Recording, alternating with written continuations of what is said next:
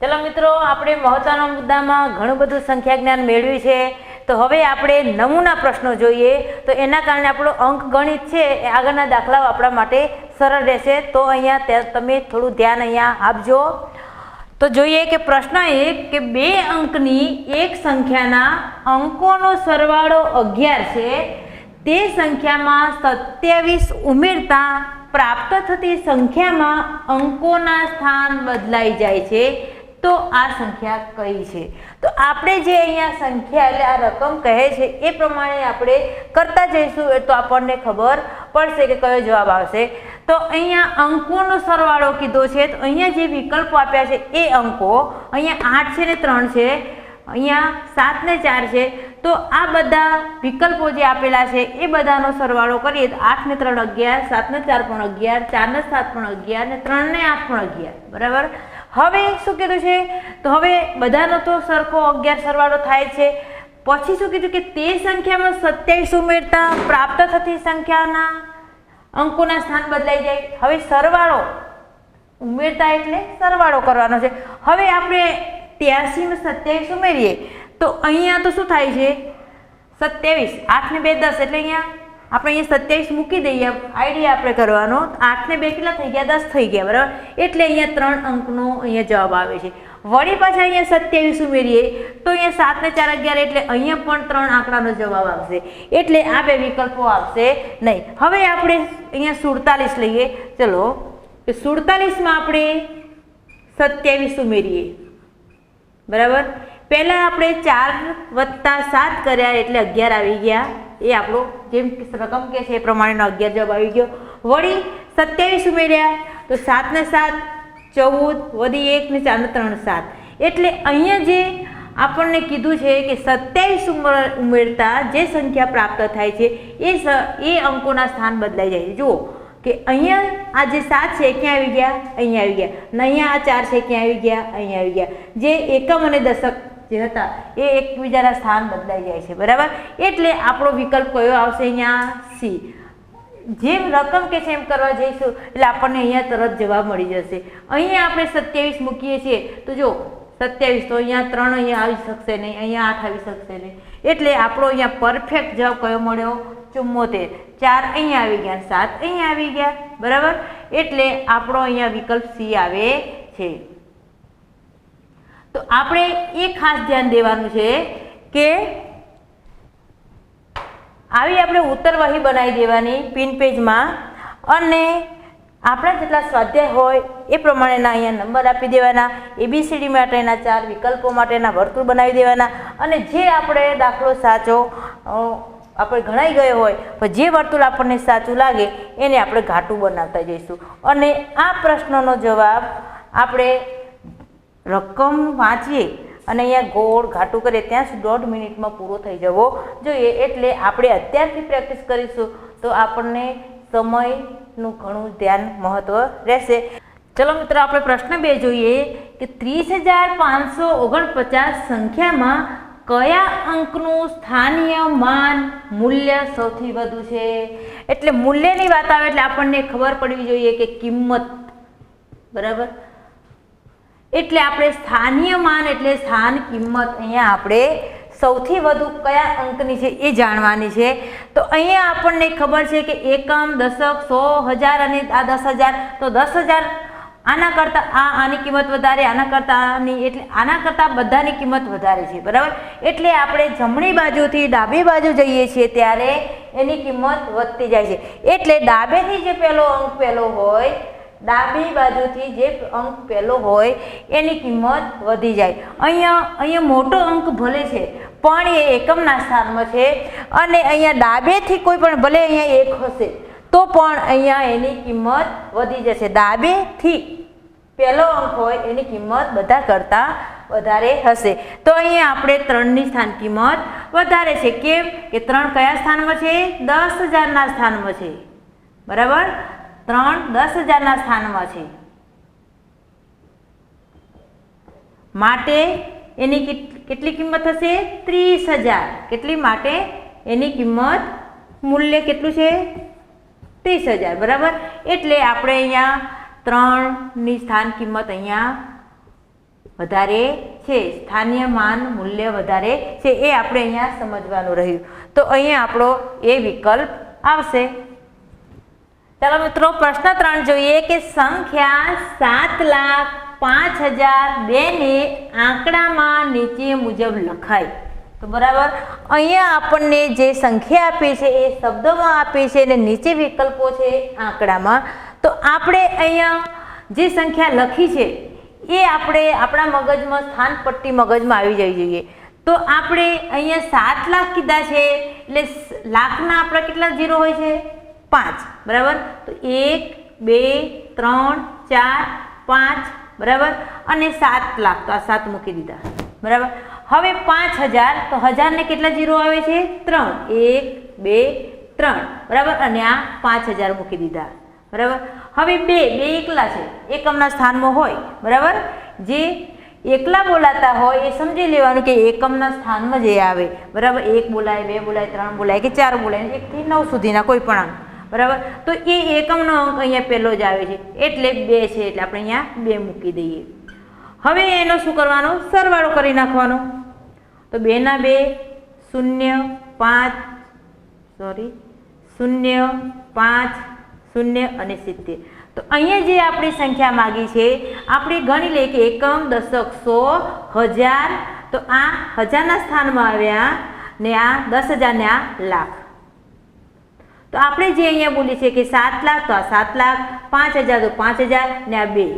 બરાબર, એટલે આપણે જ્યારે સ્થાનમાં ગોઠવણી કરી નાખીએ છીએ, સરવાળો કરી નાખીએ તો એકવાર આપણે વાંચી લેવાના છે કે સાચું છે કે ખોટું. તો એકમ, દશક, 100, 1000 તો 5,000 ને 10,000, પછી અહીંયા લાખ, 7 લાખ થઈ ગયા. તો આપણને ભલે શબ્દોમાં લખ્યું છે તો આપણને અંકમાં પણ આવડવું જોઈએ. તમને ડાયરેક્ટ જો તમે સંખ્યા જ્ઞાન વ્યવસ્થિત સમજી ગયા હોય તો તમે ડાયરેક્ટ પણ મૂકી શકો છો. 7 લાખ આવે એટલે 5 0 પછી 1 આંકડો એટલે 6 આંકડાની આ સંખ્યા બનવી જોઈએ. એટલે આપણે વિકલ્પોમાંથી પણ આપણે ડાયરેક્ટ મેળવી શકીએ છીએ. તો આવો વિકલ્પ ક્યાં છે? તો અહીંયા આપણો બીમાં છે જ. બરાબર, વિકલ્પ બી આપણો અહીંયા આ જવાબ આવશે. પ્રશ્ન 4 જોઈએ કે નીચેનામાંથી કઈ સંખ્યા ન્યૂનતમ છે? ન્યૂનતમ એટલે કઈ? નાની. નાનીને બીજું આપણે શું કહીએ છીએ? લઘુત્તમ.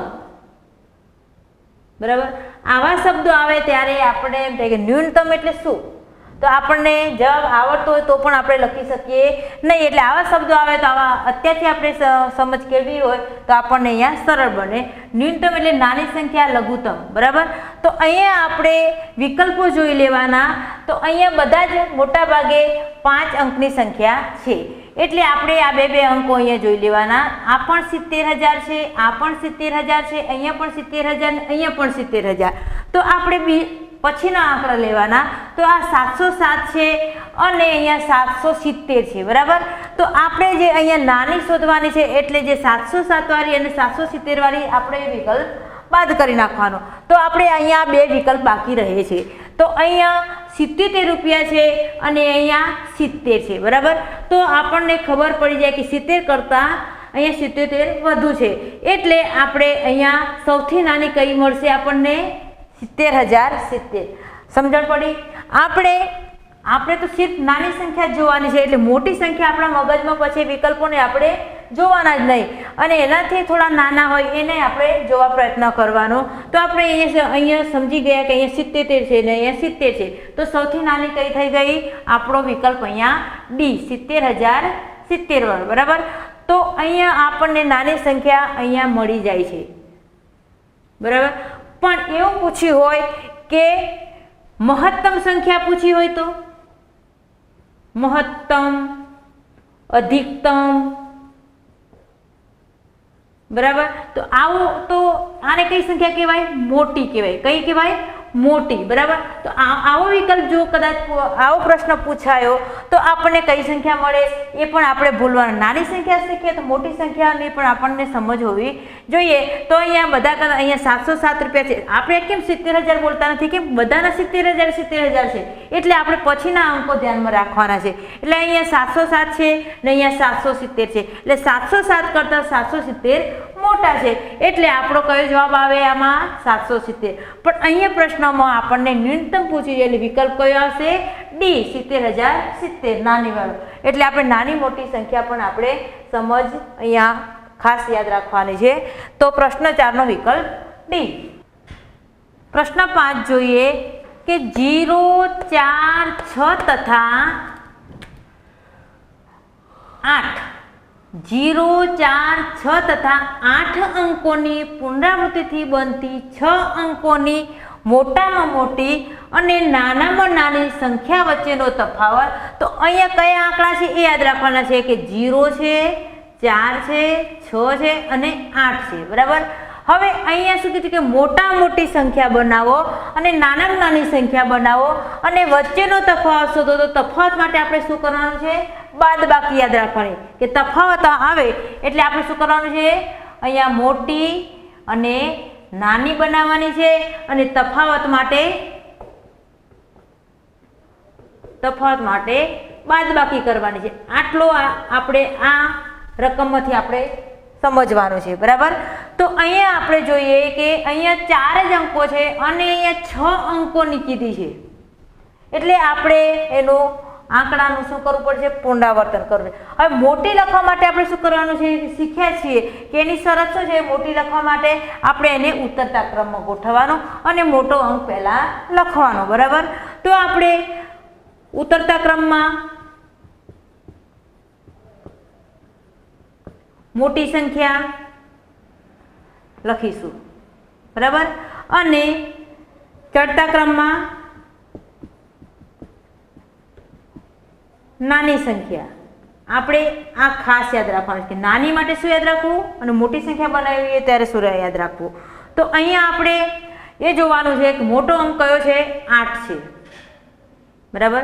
તો આપણે 8 ને કેટલી વાર મૂકવા પડશે? હજી એ 4 આંકડા છે એટલે 8 ને હજી આપણે 2 વાર મૂકવા પડશે. બરાબર.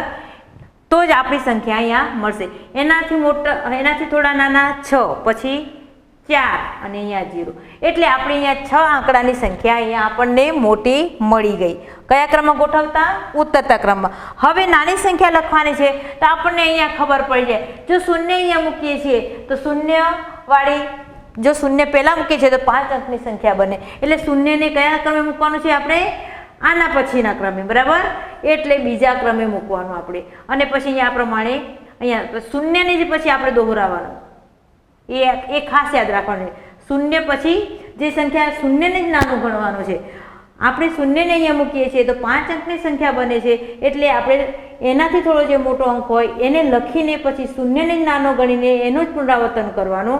એટલે આપણે શૂન્ય અહીંયા 3 વખત મૂક્યા અને કઈ સંખ્યા બાકી રહી? હવે 6 અને 8 જે આંકડા છે એ અહીંયા જે આંકડા. એટલે જે આંકડા છે એ બીજા કોઈ વધારવાના નથી, ખાલી નાની સંખ્યા અને મોટી સંખ્યા જ વધારવાની. હવે શું કીધું છે? તફાવત. તો તફાવત માટે આપણે બાદબાકી કરવાની આની. બરાબર. તો અહીંયા આપણે બાદબાકી કરીએ. શૂન્યમાંથી 8 જાય ના જાય એટલે શું કરીશું? 10 કોની પાસેથી? અહીંયાથી. બરાબર. તો 3માંથી 6 ના જાય એટલે વળી 10 લેશું તો 6 ઉપર 5 રહ્યા. તો 10માંથી 8 જાય એટલે કેટલા બચશે? 2. 13માંથી 6 જાય એટલે કેટલા? 7. 5ના 5, 8ના 8, 8ના 8, 8માંથી 4 જાય એટલે 4. એટલો આપણે કયો જવાબ આવશે અહીંયા? 4,88,572. તો આપણો એ વિકલ્પ ક્યાં છે? અહીંયા છે એકમ, દશક, 100, 1000, 10,000. તો અહીંયા એ વિકલ્પ અહીંયા છે જ. તો આપણો અહીંયા આ જવાબ અહીંયા મળી ગયો.